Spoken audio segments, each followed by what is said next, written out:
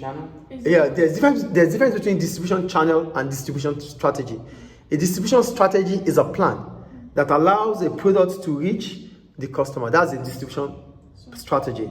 But when it comes to a distribution channel, it's a link through which a product reaches the final consumer. So when we talk about the link, we're talking from the producer to the wholesaler to the retailer to the final consumer, or producer to the agent. It depends on the kind of product you sell and your location. So you have to understand the difference between distribution channel, distribution strategy. A strategy is a plan to achieve a certain objective.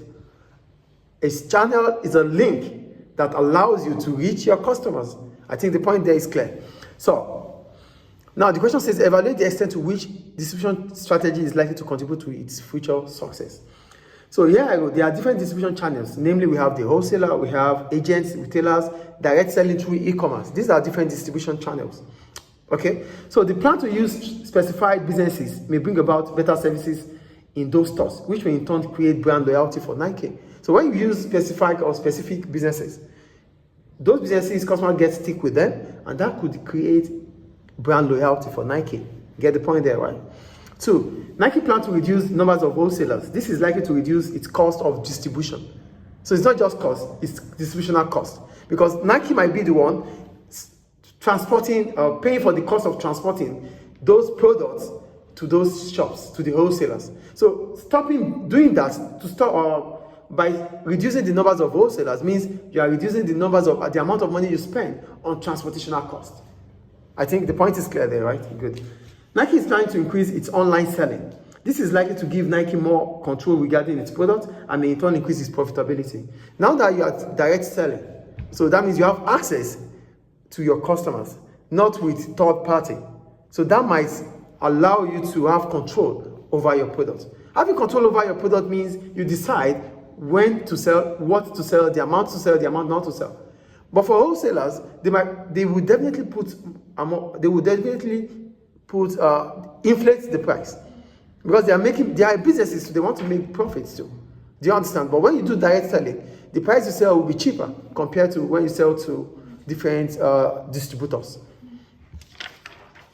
So the use of online selling will allow Nike to have full access about customer information and feedback, which may in turn increase Nike's competitive advantage. So when you have feedback from customers, when you have information about customers, this gives you an edge over your competitors.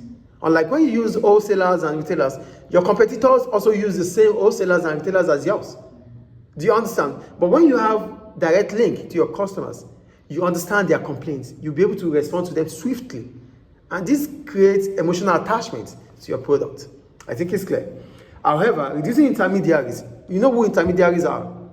Intermediaries are the link between the producer and the seller, which are the wholesaler, the agents, the retailers. Those are intermediaries. I think you understand what intermediaries are now, okay?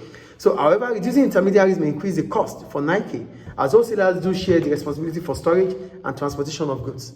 So now, because Nike is reducing its intermediaries, it means Nike must have a big warehouse, storage to keep stuffs. Yes or no? So that increases cost for Nike. But on the other hand, if it uses wholesalers, they will keep these things themselves. Yes or no? Also, not everyone will respond to the use of app, as some customers will prefer visiting stores before purchasing. That's another point there. And lastly, the new strategy may be quite expensive in the short run, which may in turn reduce the profitability of Nike. It's a new strategy. It's expensive because it's going to increase cost. So in the short run, it might reduce the profit Nike made in the short run. But in the long run, it will help Nike because Nike will have more access to its customers. So that ends January 2022 Business A-Level Past Paper, AS Past Paper.